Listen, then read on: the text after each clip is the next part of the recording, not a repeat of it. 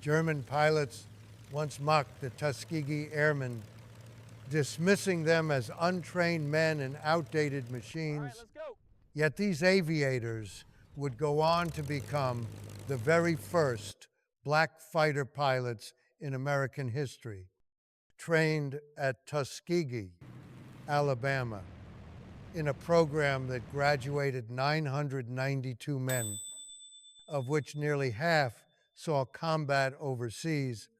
They entered the war flying P-40 Warhawks and later the sleek P-51 Mustangs, with their crimson tails slicing through the skies of Italy, Romagna, and Germany. What set them apart was not only their courage, but an astonishing record. Bomber crews testified again and again that when the Red Tails escorted them, they never lost a single heavy bomber to enemy fighters. In more than 1,500 escort missions across thousands of hours in the air, they fought Messerschmitts and Focke-Wulfs, and even engaged the feared German jets. The irony was stark. At home, they faced segregation, skepticism, and even hostility from their own countrymen. Abroad, they faced the most experienced fighter force in the world, veterans of Poland, France, Britain, and Russia. And yet, in the crucible of Europe's skies, these men forged a reputation that bomber crews swore by. When you saw a red tail outside your window at 25,000 feet, you knew you would live to see another dawn. This is not just a war story. It is a story of courage that cracked the walls of segregation, of discipline that turned mockery into fear, and of a record so unbreakable that it reshaped both the air war in Europe and the social fabric of America long after the guns fell silent. Summer of 1941, deep in Alabama, a new experiment took shape under the scorching southern sun. At Tuskegee Army Airfield, the U.S. Army had established a flight program for black cadets. To the generals in Washington, it was a gamble. To many skeptics, a doomed project. But to the young men who gathered there, it was a chance to prove themselves. In all, 992 pilots would graduate, yet in that first year, every single flight hour was shadowed by prejudice. They were flying trainers in battered P-40 Warhawks, machines already considered obsolete against Messerschmitts and Focke-Wulfs. The hostility they faced was not only from the enemy they had yet to meet. White officers doubted them. Many mechanics refused to work alongside them, and rumors spread that African Americans lacked the discipline to master combat aircraft. Benjamin Oliver Davis, Jr., son of the first black general in the U.S. Army, was chosen to lead them. He had endured 4 years of silence at West Point, shunned by classmates, eating every meal alone, yet graduating in the top third of his class. His resolve would become the backbone of the Tuskegee squadrons. Across the Atlantic, Luftwaffe pilots with hundreds of sorties behind them laughed when they heard of black Americans being trained to fly. Milk bottles with wings. One German Archer joked, echoing the same derision earlier heaped on the P-47 Thunderbolt. The irony was brutal. Germany's propaganda machine mocked the very idea of segregated pilots. While back in the United States, newspapers questioned whether these men should even be trusted with combat duty. Yet by the spring of 1943, the experiment could no longer remain on the ground. The newly formed 99th Fighter Squadron was shipped to North Africa under the blazing skies of Tunisia. They were young, many barely 20 years old, with fewer than 400 hours in their logbooks, but trained with a rigor few Luftwaffe recruits of the same year could match, where German pilots now entered combat with under 100 hours of flying.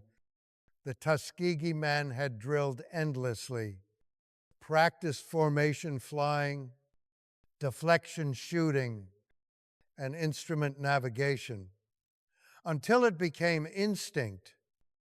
The first missions were humbling, escorting bombers over Pantelleria and Sicily. Their outdated P-40s struggled for altitude. The German Bf-109 climbed faster, turned tighter, and carried heavier cannon.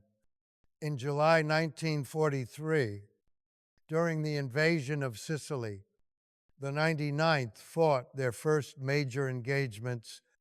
Reports were harsh, some U.S. Commanders wrote back that the squadron showed no aggressiveness, questioning if the experiment should continue. The ridicule grew sharper, even within the Allied command. Whispers said, "They are simply not ready." But numbers began to tell another story. In those first months, the Tuskegee pilots flew more than 100 missions. They lost aircraft, yes, but they also began to score. Lieutenant Charles Hull, on July 2nd, shot down a Bf-109 over Pantelleria. The first victory for the squadron. One by one, more names joined the list. By the end of 1943, Tuskegee pilots had flown more than 200 sorties and claimed 11 enemy aircraft destroyed. Small numbers compared to the veterans of the 8th Air Force, but proof that they were no longer a laughing matter. Still, the stigma persisted. When bomber groups in Italy were told that their escorts would be colored pilots, many crews groaned in frustration, fearing they would be left exposed. The Tuskegee men knew these doubts. They heard the jokes whispered in mess halls, saw the skeptical glances from white comrades. The mockery was not just German, it came from within their own side. And yet, beneath the crimson sun of the Mediterranean, a transformation was beginning. The discipline drilled into them by Davis Jr. was taking root. They stayed in tight formation, never breaking to chase a kill, never abandoning the bombers entrusted to their care. The very habit that critics derided as timid flying would soon prove to be their greatest strength. By the close of 1943, the laughter was fading. What had begun as a segregated experiment, ridiculed by both enemy and ally, was now writing the first lines of a legend. The Red Tails had not yet painted their Mustangs, but the reputation was already taking shape. Disciplined, relentless, and unbroken. The stage was set for the year to come, when these men would face not just ridicule, but the full weight of the Luftwaffe's fury. Winter of 1943 bled into spring, and the 99th Fighter Squadron carried their P-40 Warhawks northward from the deserts of Tunisia to the mountainous spine of Italy. The missions grew longer, the opposition fiercer. For the men of Tuskegee, this was no longer training, no longer a question of whether they would fly in combat. They were already there. In the crucible of the Mediterranean Air War, the Warhawk was a rugged but aging machine. With its Allison V12 engine, it could reach speeds of barely 360 miles per hour, far below the Messerschmitt Bf-109. Gustav, that now hunted the skies over Italy, German cannon shells tore through Allied bombers with clinical precision, while the nimble Focke-Wulf 190 outturned the heavier American fighters. On paper, the Tuskegee Airmen had no advantage but discipline, and yet discipline proved decisive. On July 2nd, 1943, Lieutenant Charles B. Hall of Brazil, Indiana, pressed the trigger of his P-40 at 20,000 feet above Pantelleria. His guns spat lead, and a Messerschmitt spiraled down in flames, the first confirmed aerial victory for the squadron. It was a small triumph, but it sent ripples through both Allied and Axis commands. The Germans, who had scoffed at black pilots, now filed combat reports noting their losses. The Americans, who doubted them, began to take notice. By the end of that summer, the Tuskegee pilots had flown more than 150 sorties. They escorted bombers over the beaches of Sicily, strafed enemy columns in Calabria, and tangled with veteran Luftwaffe formations near Foggia. Losses were real. Aircraft riddled with 20-millimeter cannon fire, pilots forced to bail out over hostile terrain. But victories accumulated as well. By the close of 1943, the 99th could claim more than a dozen enemy aircraft destroyed and dozens more damaged. Numbers small compared to veteran groups, but irrefutable evidence that this was no failed experiment. Still, prejudice lingers. Some U.S. commanders circulated memoranda questioning the aggressiveness of the squadron, timid in combat. One report sneered, ignoring the fact that their losses were proportionally lower than many white units. Davis, Jr. flew to Washington to defend his men, citing their mission record and their growing tally of victories. His argument was simple: judge us by results, not by color. Then came the turning point. In early 1944, the 99th was attached to the 51st Fighter Group in Italy. Their missions shifted from coastal patrols to strategic bomber escort. Heavy bombers, B-17s and B-24s, were carrying tons of explosives into the heart of occupied Europe. Without escorts, they were slaughtered by German fighters. With escorts, survival rates rose. On missions over Anzio and Monte Cassino, the Tuskegee men proved their worth, flying tight alongside the bomber boxes.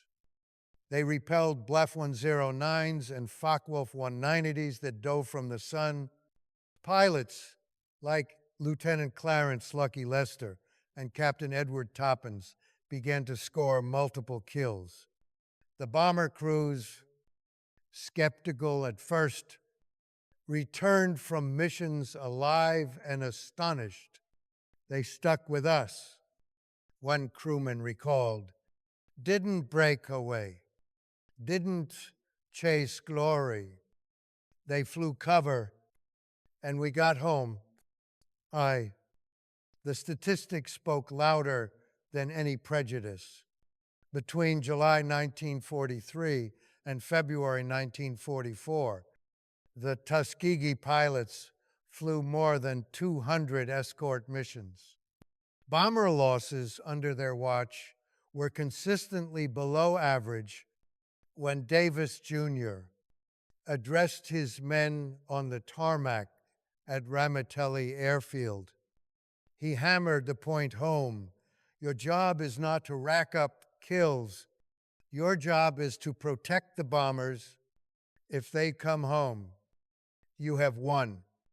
The discipline that critics derided as lack of aggressiveness was in truth a doctrine, one that bomber crews would come to treasure.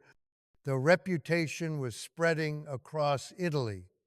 When the red tails flew above, survival chance doubled.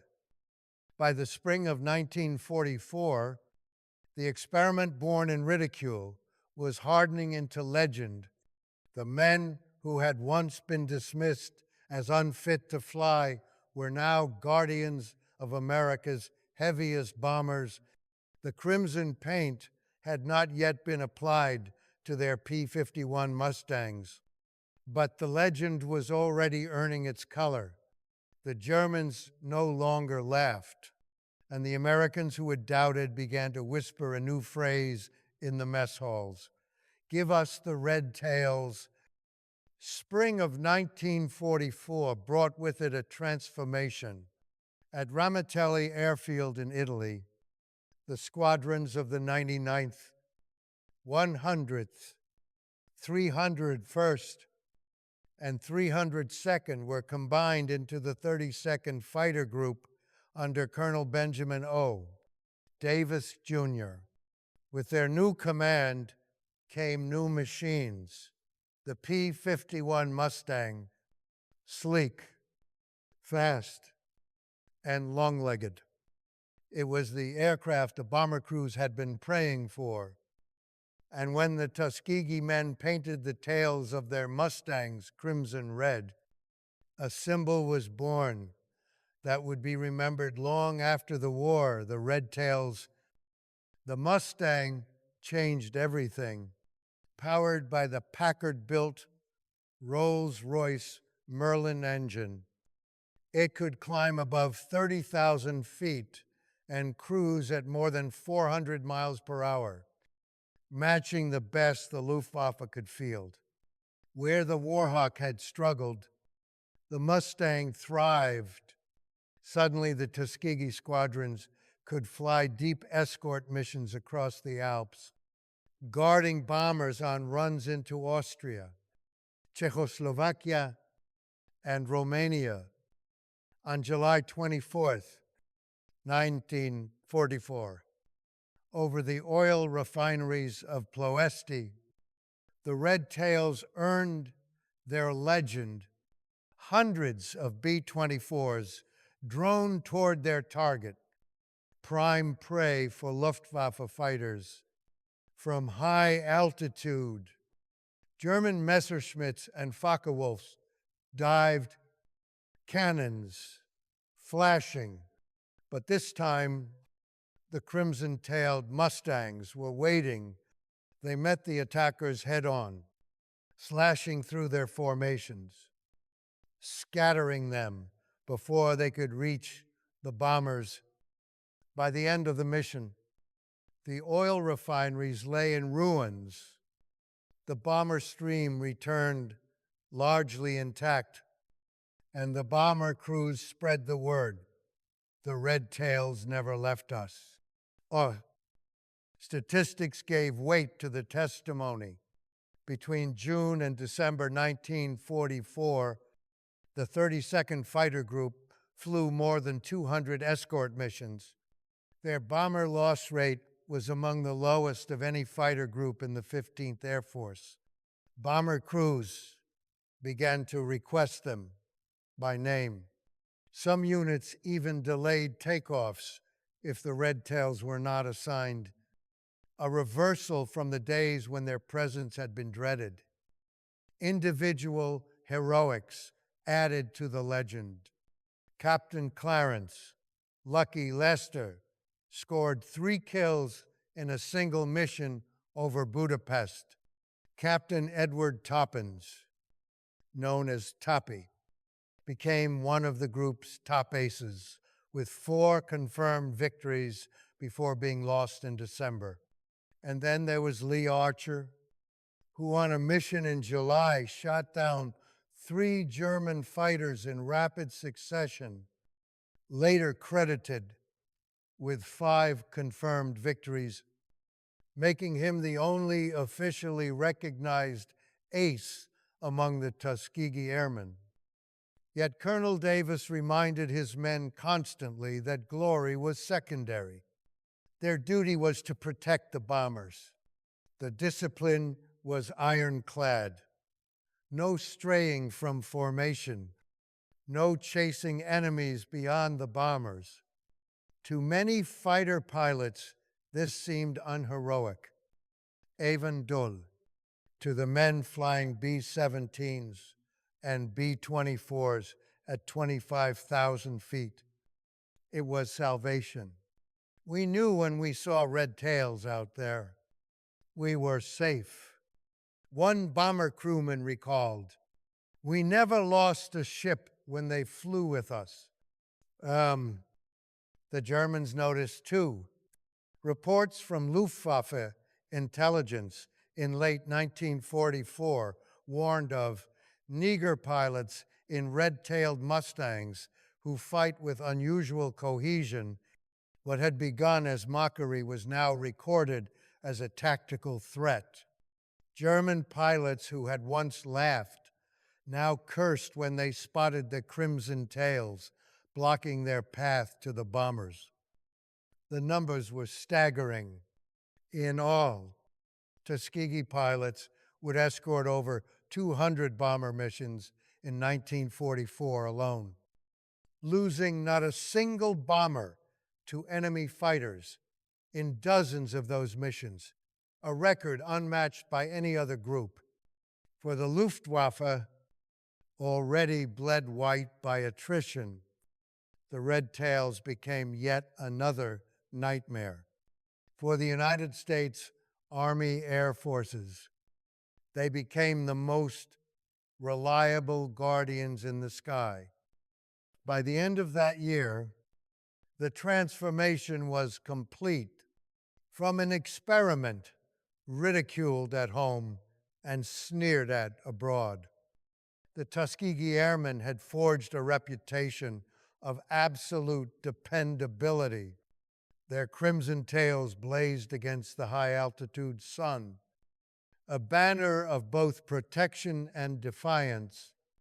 What began as skepticism was now faith, and the faith of the bomber crews would soon be tested against the most desperate weapon the Luftwaffe still had to offer, the jet-powered Messerschmitt Me-262.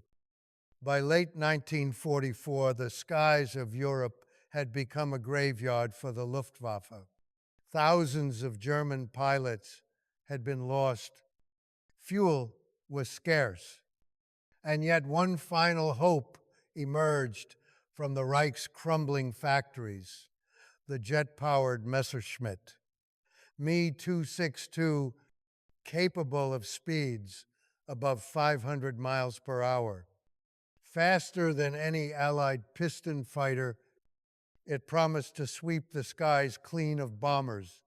German propaganda hailed it as the wonder weapon that would change the course of the war. Against this desperate gamble stood the Red Tails. In their crimson-tailed Mustangs, they had already flown hundreds of escort missions, logging more than 15,000 sorties by the winter of 1944. Their kill tally stood at more than 100 confirmed German aircraft destroyed, with dozens of locomotives, convoys, and airfields wrecked in strafing attacks, but the Me-262 was unlike anything they had faced. On March 24th, 1945, during the massive raid on Berlin, the test came. Hundreds of American bombers streamed toward the German capital, flanked by red tails. Suddenly, silver streaks slashed through the formation, jets diving with terrifying speed. For the bomber crews, it was like facing ghosts. The Mustangs seemed powerless to stop them, but Colonel Benjamin Davis, Jr. had prepared his men. He had drilled them that jets were vulnerable in 2 moments, during takeoff and during landing. It was in those narrow windows that the red tails struck Captain Roscoe Brown, flying with the 100th Fighter Squadron. Spotted a pair of Me-262s lifting off from a German field. He rolled his Mustang into a dive, fire streaking from his 6 50 caliber Brownings. One jet erupted in flame before its wheels even left the runway.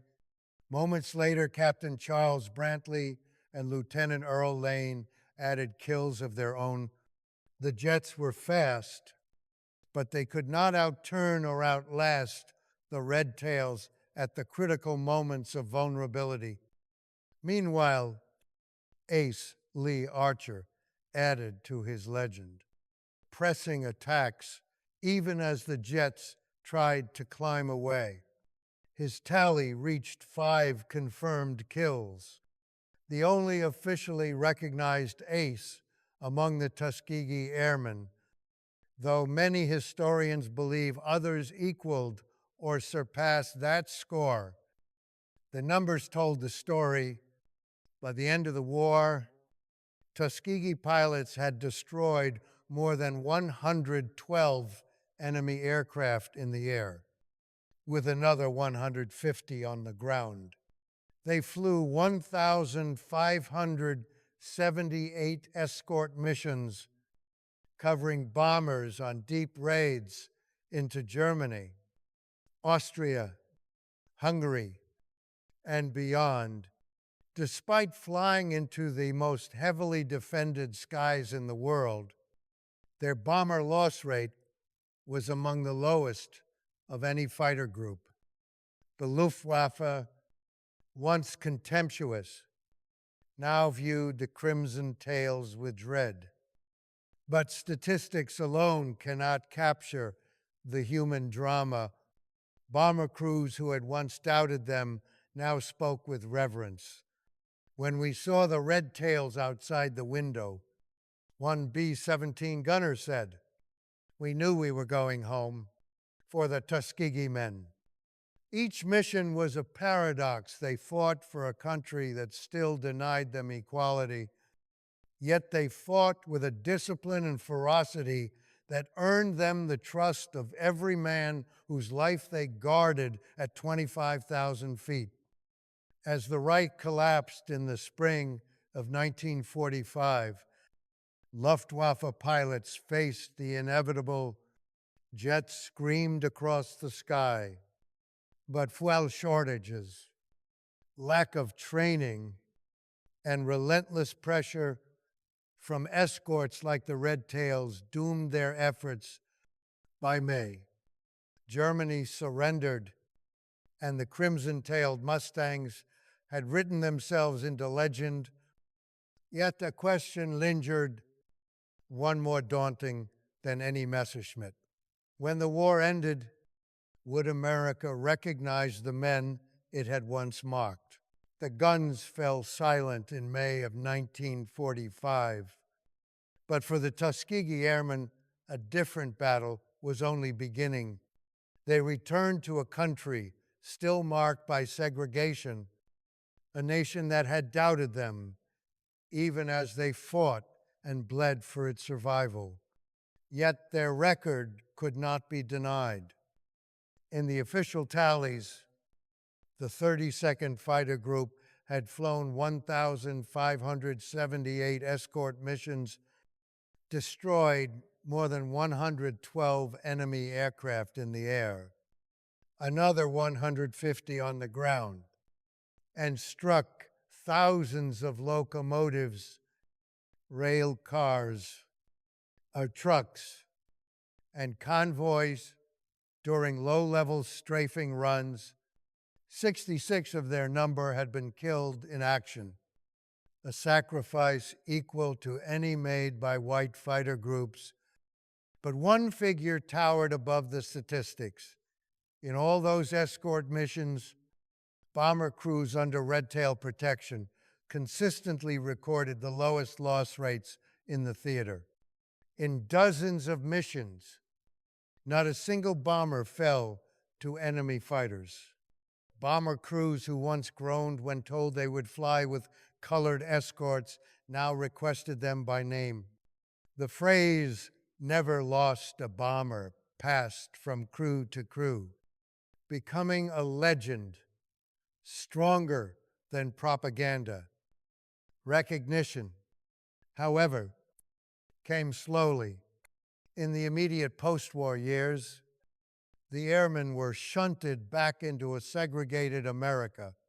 They rode in the back of buses, were barred from officers' clubs, and were told that their service did not erase their color, and yet they had proved beyond argument that discipline, training, and courage were not matters of race.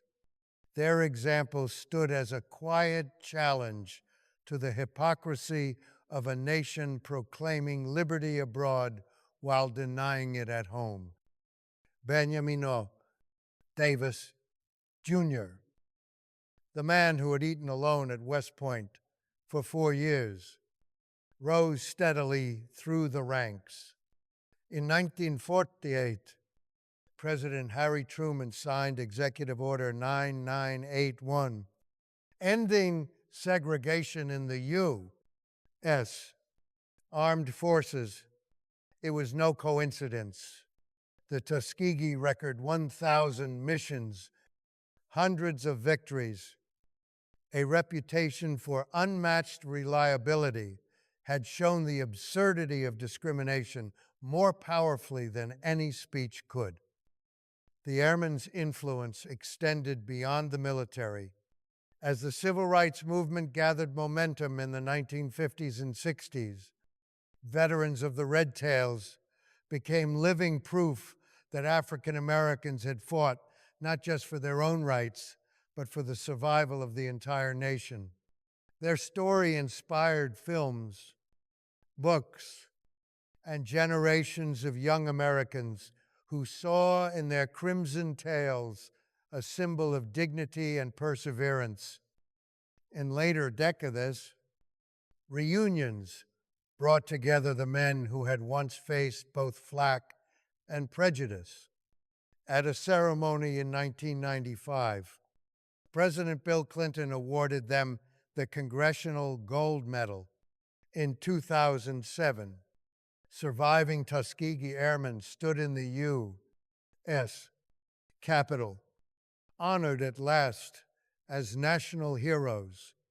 One veteran, his hair white, his hands trembling, said simply, "We proved we could fly, fight, and die like any men. The rest of America took a little longer to learn." The statistics remain engraved in history. More than 1,000 pilots trained, 450 deployed overseas, over 100 aerial victories, 66 killed in combat. Yet the numbers, as impressive as they are, only tell part of the story. The true measure of the Tuskegee Airmen lies in the transformation they forced of the U.S. Air Force, of the nation, and of the world's understanding of who could be trusted with wings. German pilots had once laughed at them. American commanders had doubted them. Even their own country had segregated them. But at 25,000 feet, under fire from cannon and flak, the Red Tails answered with discipline and with blood. They never lost a bomber. They never broke their trust. And in doing so, they not only won the respect of the men they guarded, but helped bend the arc of American history toward justice. The legacy of the Tuskegee Airmen is not measured only in sorties flown or aircraft destroyed. It is measured in trust earned, in barriers broken, and in the silence of bomber crews who once doubted and later prayed for red tails above their wings. From the burning skies of Pantelleria to the jet-streaked air over Berlin, and they carried not only machine guns and fuel tanks, but the weight of a nation's contradictions. They proved that courage and discipline know no color. They proved that prejudice can falter in the face of performance, and that when the moment of truth comes, history remembers not the mockery, but the record. More than 1,000 men trained, more than 450 deployed, over 100 victories, 66 killed in combat, and through it all, a reputation carved in iron, never abandoning a bomber, never breaking formation, never losing faith. Today, the Crimson Tails stand as more than paint on an old fighter's rudder. They are a symbol that justice may be delayed but not denied, that a generation once mocked can rise to become guardians of both bombers and ideals. The men of Tuskegee flew through flak and fire to change not only a war, but a country. Their story reminds us that when discipline meets courage, and when sacrifice meets belief, even the highest walls of prejudice can be broken. The German pilots once laughed. America once duded. But the Red Tails never lost a bomber, and in that unbroken record, they won a victory far greater than the skies.